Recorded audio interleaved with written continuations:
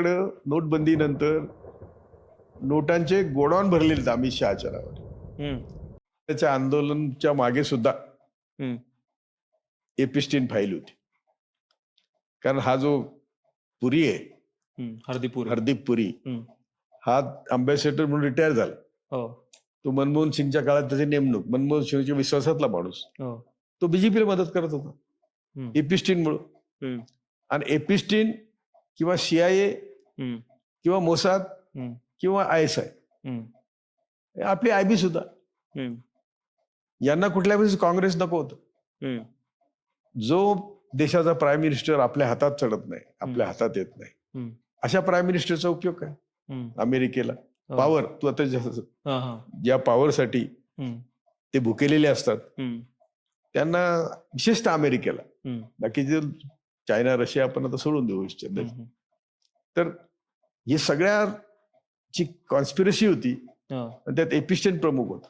अच्छा, आणि आता जे वदंत आहे हम्म, की जयशंकर, हम्म, हरदीप पुरी, हरदीप पुरी, हम्म, हे जेव्हा मोदी मुख्यमंत्री होते हम्म, तेव्हा काय करत होते? जे आता हे धूर तर काय थर निघत नाही, हा, काहीतरी जळल्याशिवाय धूर नाही निघत. बरोबर, त्यामुळं मोदीचे चायनाला व्हिजिट मुख्यमंत्री असताना, हम्म, आणि म्हणून त्यावेळेस जयशंकर कोण तिथे असेल, त्यांनी सगळी जी बडदास्त मोदीची ठेवली हम्म, त्याची पावती म्हणून त्या दोघांना मिनिस्ट्री मिळाली. वास्तविक हा तर हे पण नव्हता हरदीप पुरी, हो, त्याला खासदारही नव्हता. खासदारही नव्हता. हम्म, मग त्याला मंत्रिपद देण्याचं कारण काय? आणि तो हरदीप पुरी किती खोटं बोलतो हम्म, त्या एपिस्टीनच्या बद्दल, की माझी तशीच ओळख झाली, कॅज्युअल ओळख होती. हम्म, तसं नव्हतं ते. हम्म, त्यांचे डीप रिलेशन होते. म्हणजे त्याच्या मुलीला त्यांनी हजारो कोटीचा फायदा दिलाय हो, हरदीप पुरीच्या. हम्म, तसं अंबानीच्या लाखो कोटी रुपयाचं कर्ज माफ केलंय. हम्म, अंबानी कोणाच्या तर्फे बोलत होतात हरदीप पुरीशी. हम्म, आणि जे पुढे घडणार आहे, हम्म, समजा डिजिटल पेमेंटचा प्रश्न होता किंवा बाकी सगळा प्रश्न होता, त्याचं प्लॅनिंग डिसेंबर 2014 मध्ये आणि पुढे त्याच्याप्रमाणे स्टेप्स घेतल्या गेल्या. ओके, म्हणजे आपण काय म्हणतो की जरा मागे जाऊ. हा, मागे जर आपण गेलो हा, तर अण्णा हजारेचं आंदोलन, हम्म, भ्रष्टाचार निर्मूलन, हम्म, हे संघाने चालवलं. हा, पण संघाला मदत कोणाची होती?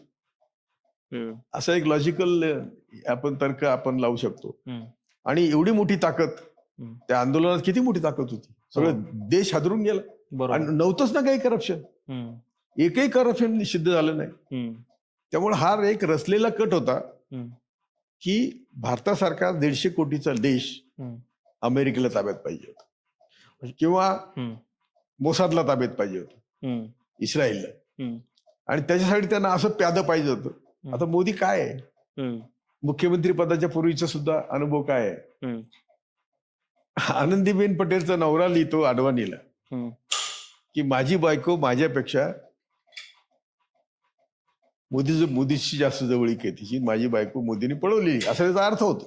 हम्म, म्हणजे हे कधीच, जेव्हा मोदी सीएम नव्हतं, मोदी किंवा सीएम झाला होता. बरोबर, आणि आता बाकीचे ज्या सुब्रमण्यम बोलतो, हम्म, ती मधु किशोर बोलते, हम्म, मी मगाशी म्हटलं तसं धूर निघतं म्हणजे काहीतरी पेटलेलं आहे ना. बरोबर.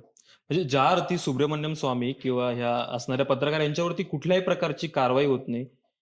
नाही, कारवाई करणारच नाहीत. हा, कारवाई ती अपेक्षा नाही. हा, कारण कारवाई केली तर कोर्टात उभं राहावं लागतं, हम्म, क्रॉस एक्झामिनेशन होते, हा, कोणाची का होईना, मग ते सगळं बाहेर येतं. हम्म, तर तेरी बी चूप मेरी बी चूप, हम्म, पण निदान हम्म, त्यांना पक्षातून काढणे, हम्म, त्यांच्यावर डिपार्टमेंटल ऍक्शन काहीतरीच व्हायला पाहिजे ना. हो, काहीच होत नाही. हम्म, किंवा आता हरदीप पुरीला मंत्रिमंडळातून काढायला पाहिजे होतं. क्लिअर कट त्याची इन्व्हॉल्वमेंट आहे, हम्म, मोदीचं नाव येते त्याच्यात. हम्म, आणि